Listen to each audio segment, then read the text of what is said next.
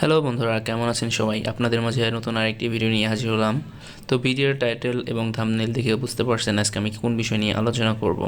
ভিডিওটি শুরু করার পূর্বে সবার কাছে রিকোয়েস্ট থাকলো ভিডিওটিতে সবাই একটি লাইক করবেন এবং যারা আমার চ্যানেলটিতে নতুন তারা অবশ্যই আমার চ্যানেলটিকে সাবস্ক্রাইব করবেন। আমি আমার এই চ্যানেলে বাইক সংক্রান্তীয় ভিডিওগুলো করে থাকি। কিভাবে আপনারা নিজেরাই বাইক রেজিস্ট্রেশন করতে পারবেন, ড্রাইভিং লাইসেন্স সংক্রান্তীয় সকল ভিডিও আমার চ্যানেলে করা আছে। তো সেই ভিডিওগুলোর লিঙ্ক আমি ডিসক্রিপশন বক্সে দিয়ে দিব। চলুন তাহলে মূল ভিডিওতে যাওয়া যাক। বাইক কেনার পর অনেকেই বাইকের স্টক যে টায়ার আছে সেই টায়ারটা চেঞ্জ করতে চায়। আবার অনেকের বাইকের টায়ারের বয়স বেশি হওয়ার কারণে টায়ারের টেম্পার নষ্ট হয়ে যায়, তো সেক্ষেত্রেও টায়ার চেঞ্জ করতে হয়।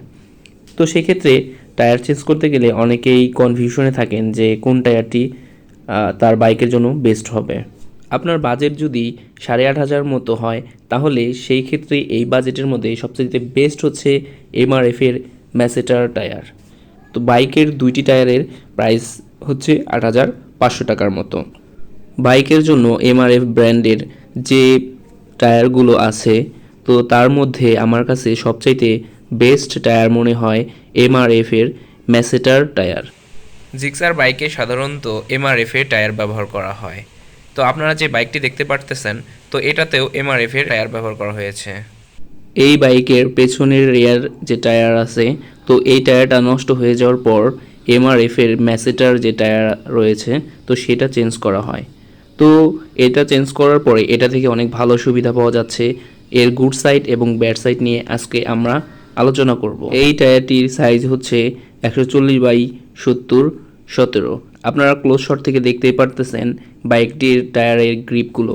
টায়ারটির গ্রিপ যথেষ্ট ভালো হওয়ার কারণে কাদায় বাইক চালানোর সময় যথেষ্ট ভালো কনফিডেন্স পাওয়া যায় MRF এর অন্যান্য টায়ারের চাইতে।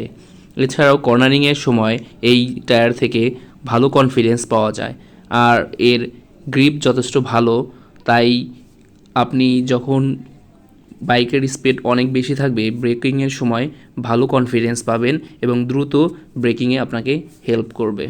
তবে আপনার বাইকে এই টায়ারটি ইনস্টল দেওয়ার পর আপনি যখন টপ স্পিড ওঠাতে যাবেন তো সেই ক্ষেত্রে আপনার টপ স্পিড 2 থেকে 5 কিলোমিটারের মতো একটু কম পাবেন। এটাই হচ্ছে এর একটু ব্যাড সাইড।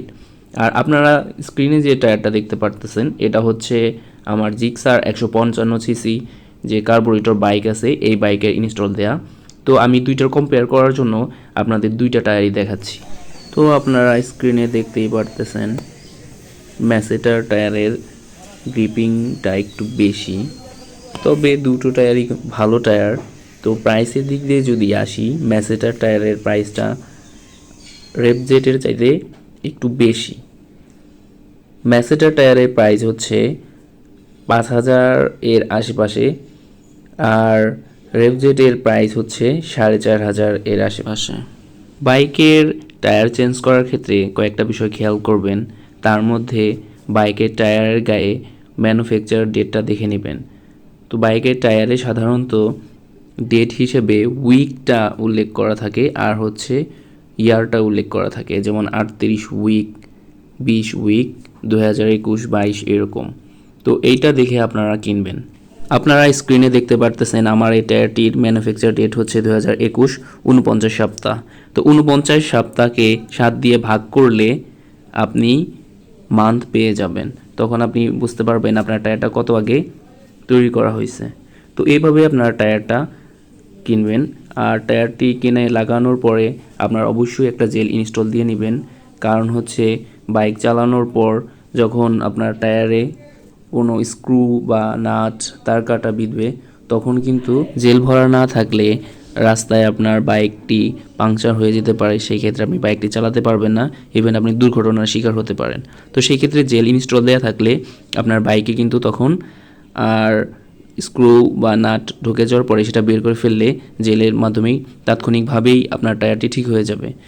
বাইকের টায়ারে জেল ইনস্টল দেওয়ার ভিডিওটি আমার চ্যানেলে করা আছে, সেটার ভিডিও লিঙ্ক আমি ডিসক্রিপশন বক্সে দিয়ে দিব, আপনারা দেখে নেবেন। সেখানে আপনারা দেখতে পারবেন কিভাবে টায়ার না খুলেই আপনার বাইকের টায়ারে জেল ইনস্টল দিতে পারেন।